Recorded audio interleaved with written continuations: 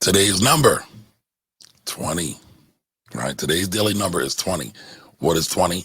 Amazon just announced that they're doing a 20-for-1 stock split.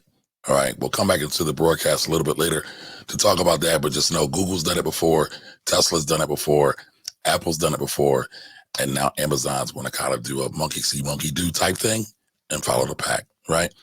Now, y'all all know every day we come here and I talk about financial news live. I'm Kamari Ellis. I'm a tax accountant. I handle tax problems daily. All right. I'm a former portfolio manager and a recovering financial advisor. All right. This channel is all about money, taxes, stocks, business, economics. If it's about money, it's on the table, and we talk about it here on this channel. Okay. So today we're going to be talking about what we do daily, right? Our market rundown, our Russia-Ukraine war update. Also, we're going to be talking about the Amazon stock split and some other news along with that. And Biden, Joe Beasy just signed an executive order to do research on crypto. Jump into that a little bit. And lastly, we are going to talk about Black Panther director.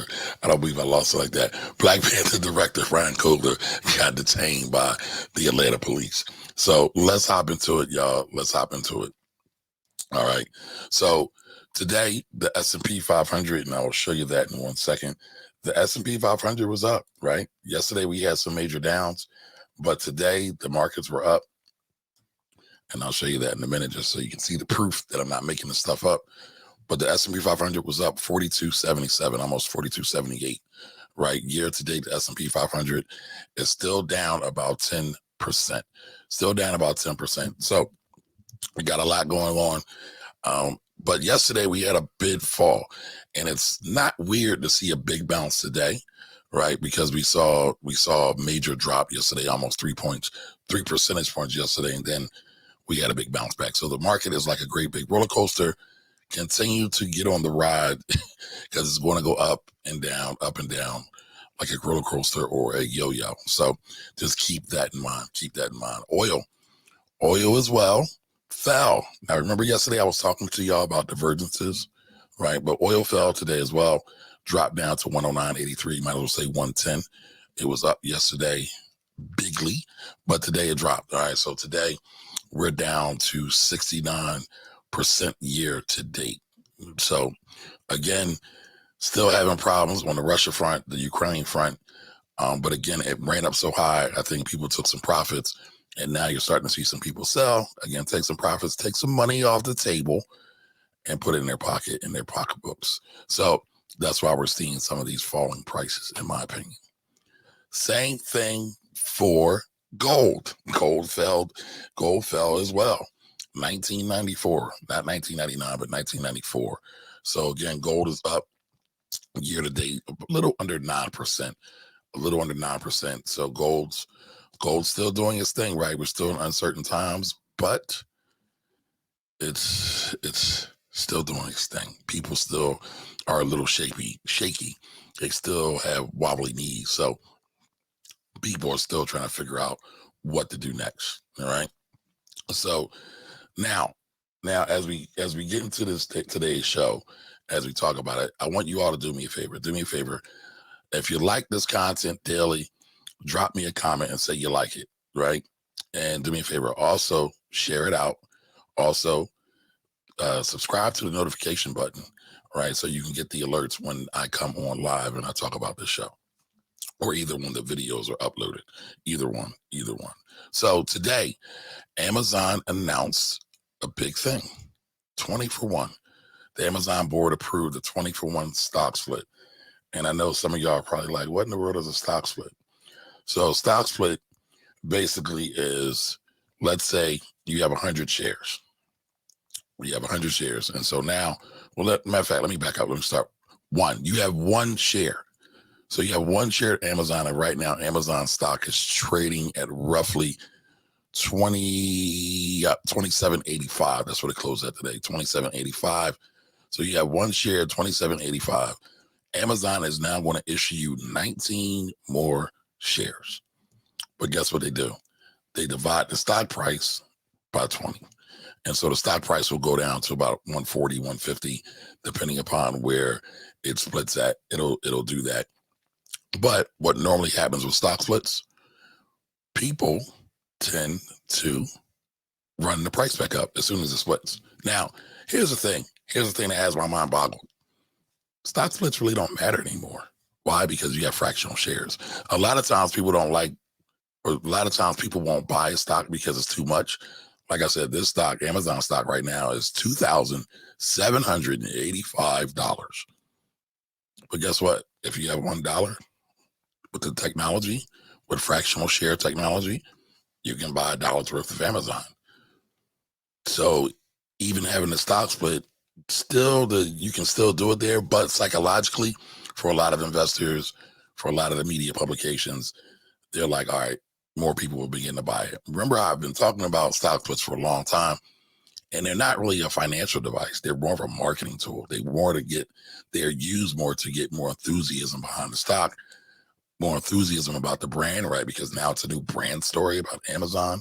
Talking about Amazon keeps Amazon and the media talking, and it's a good thing. Now, the other part that they announced was there's a $10 billion stock repurchase plan that's been approved before. Now, they had a stock repurchase plan before. I believe it was approved in like 2016. This is a new one that's approved. So they're going to issue or buy up $10 billion worth of stock. This is going to keep the stock elevated. This is going to keep the stock running higher. Now, Amazon clears over $100 million a month in free and clear cash flow. Basically, after all their bills are paid, after all the checks are cleared, they still have over $100 million to put into the bank. So Amazon's doing fine. They can do all this stuff. And so this is going to be really, really interesting. So why do people do this, right? Again, the stock split part is for marketing, in my opinion. The $10 billion share repurchase program, though, is another way to get investors back their money that have been investing in Amazon stock. So keep that in mind. Keep that in mind. That's another way to keep people interested in Amazon stock. So, all right, let's proceed on to the next story.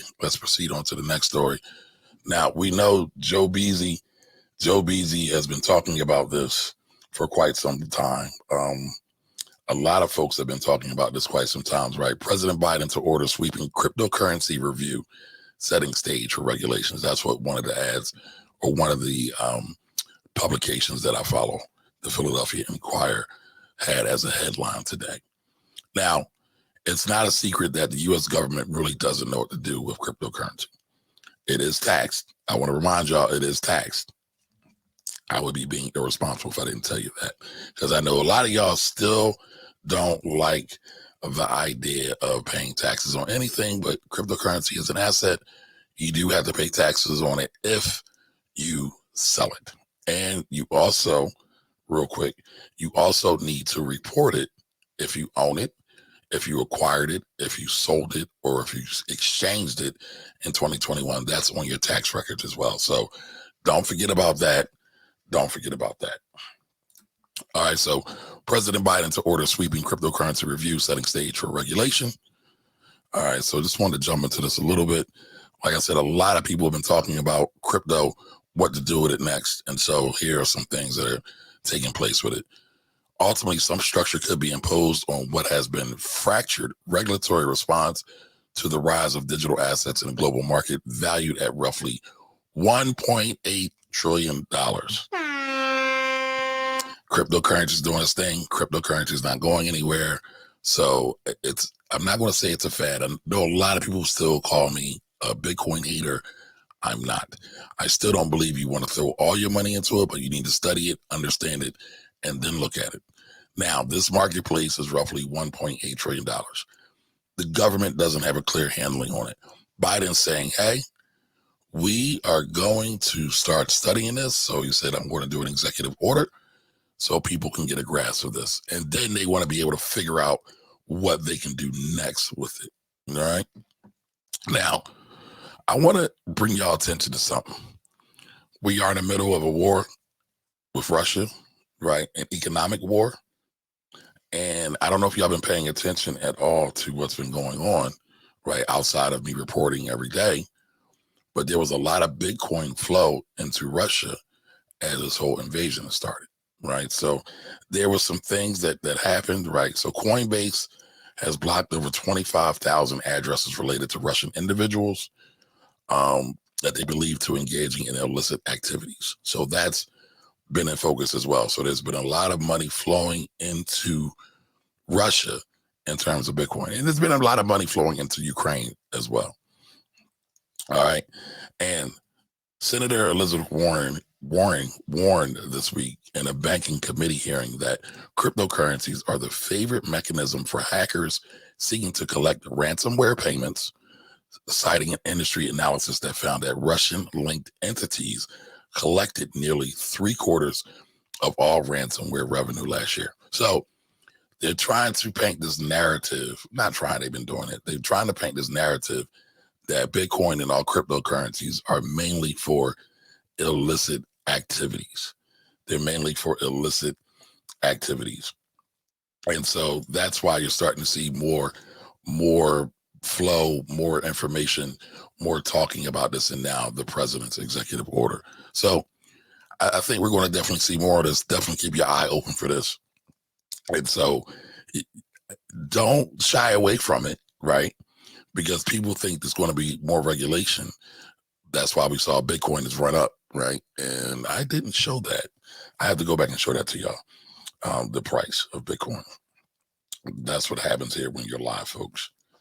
But it's really interesting that all this stuff is happening and Bitcoin and all the cryptocurrencies are in play. But let me just show you this real quick. Let me show you this real quick.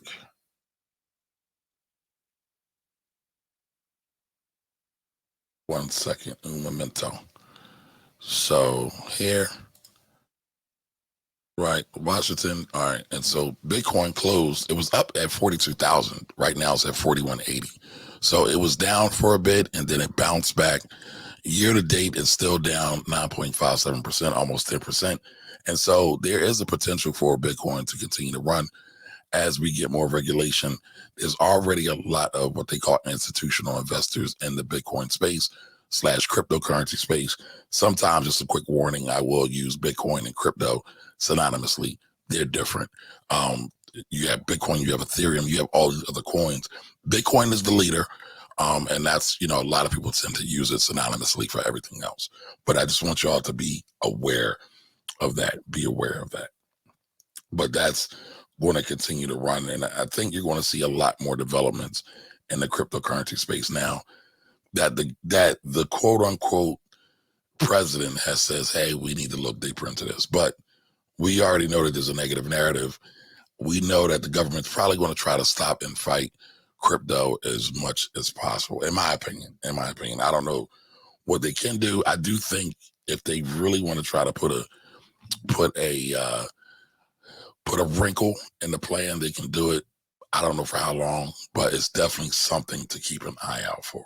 Definitely something to keep an eye out for. Now, I forgot to mention all the Russian-Ukraine updates, right? So Russia had an airstrike hitting a maternity hospital, which is super sad. I probably consciously or subconsciously was like, I'm tired of talking about this stuff because it's so sad. It's so sad, but it is interesting though, right? Because it still impacts our money daily. President Zelensky wants to go mano a mano with President Putin. He says there's been no direct talks. It's all been through third parties. He said, forget all this. Let's cut out the middleman and let's get in the room together and talk together and figure out what we can do. All right. 3M, the company, closes its Russian doors, said they're no longer going to be doing business in Russia. The maker of Huggies and Cottonelle, Kimberly Clark, said they will continue to sell products in Russia, but will stop doing advertisements and some capital expenditures in there. They were building out some factories and some things like that.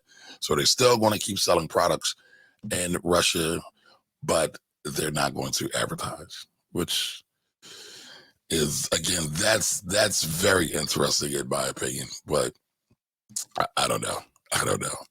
Now let's go to our last story of the day. Black Panther director Ryan Coogler speaks out after being mistakenly detained by police. Kind of weird, in my opinion. All right, so the Black Panther director was in Atlanta attempting to withdraw $12,000 from his account with Bank of America. Now, if y'all been rocking with me, y'all know I've covered Bank of America and their treatment of folks over history, over time. All right, the teller received an alert on his account, according to the police report obtained by CNN, because the amount was more than $10,000. The teller notified her superior that she thought Coogler was trying to rob the bank and 911 was called. Coogler had a handwritten note on the back of a withdrawal slip stating that he wanted the money to be counted discreetly given the amount according to the report. Now, in my opinion, I always believe in giving people the benefit of the doubt. I do. But I would be lying if I didn't say this sounds a little sus. I mean, just a little bit. First of all, you never want to give anybody at any bank a napkin or anything because you never want to be labeled as a bank robber. And we know people that are melanated, people of color, black folks know that we get mislabeled all the time. So we don't want to give any reason to bring any I guess focus on us in a negative light. But here it is, he talked about he gave them a note. Now it looks like he cleared it up, but I wanted to show y'all what supposedly this note is. Now Ebony ran this on their Instagram feed, and I'm just going to show it to you all here. What the note looks like, rather. But give me a second, I will bring it up on the screen. Again, I don't know why he did this. I don't know if you can see that well. He says, so I would like to withdraw $12,000 cash from my checking account. Please do the money counting somewhere else. I would like to be discreet. Now, to be fair, there's a lot of stuff going on right now. There's a lot of people being robbed. There's a lot of people being stalked. There's a lot of people being extorted. You never know what's going on, but that's what he wanted. That's what he requested. I don't know why he didn't choose to whisper it to the bank teller, but it is what it is. It is what it is. Now, just to go a little bit further into this, when police arrived, two of Coogler's colleagues were waiting for him in a parked vehicle outside the bank. They were detained and placed in the back of a police car. Coogler was placed in handcuffs while police investigated the call. He was released shortly after they verified his identity.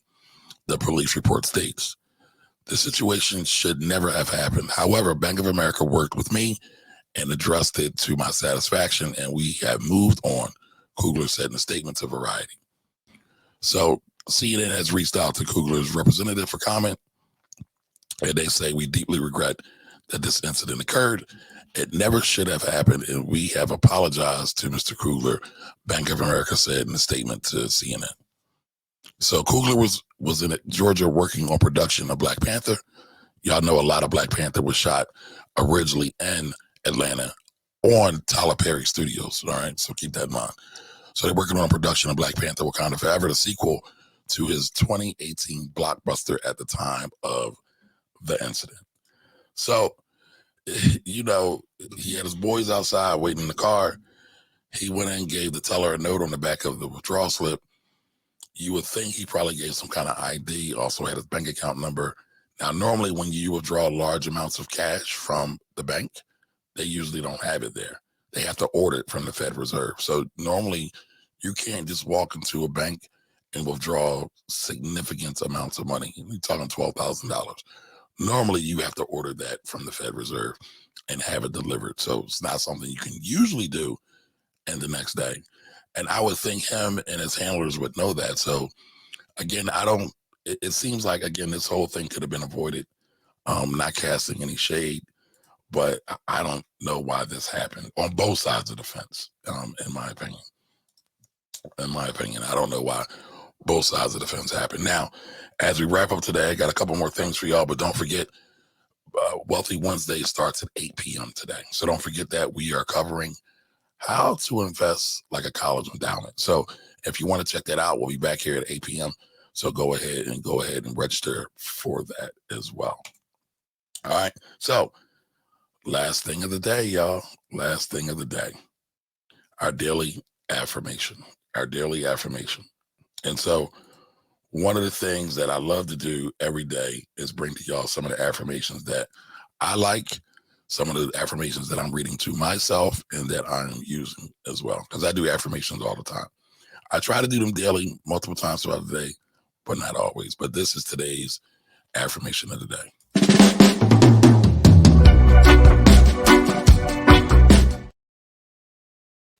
So I am worthy of being loved, respected, and valued. Okay. I am worthy of being loved, respected, and valued. Again, I am worthy of being loved, respected, and valued. But I also want to show y'all something else. So bear with me for a second. If I feel like a king within myself and I'm living like a peasant, if I continue to feel like a king, eventually I'm going to change my surrounding to make it look like a palace. If I feel like a king within myself and I'm living like a peasant, if I continue to feel like a king, eventually I'm going to change my surrounding to make it look like a palace. So if you all got to hear that and understand that, right? A lot of our experience, a lot of our being, a lot of our doing great stuff and hitting into Black excellence is really about our feelings, about how we feel about ourselves, how we talk to ourselves, how we see ourselves. And as he said, right, I could be down. I'm paraphrasing now, but I could be down. But if I think of myself as a king, things are going to change. And I'm going to change my environment as well because I see myself at a higher place. All right, y'all. So that's the end of today. The daily number. I'm always humbled by your presence. All right. As always, continue to be great, always be loved, and always seek the light. Until next time, y'all, which is in about 30 minutes. I'll see y'all soon. Bye-bye.